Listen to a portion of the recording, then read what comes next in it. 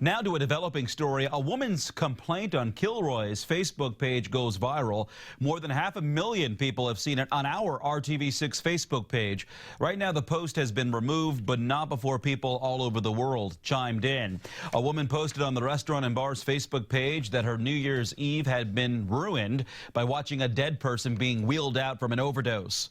Well, according to a restaurant manager's response, the woman she was referring to was actually having a heart attack and is now in the hospital. Again, the woman who complained has since taken down her post, but you can find the original post and the responses on our Facebook page right now.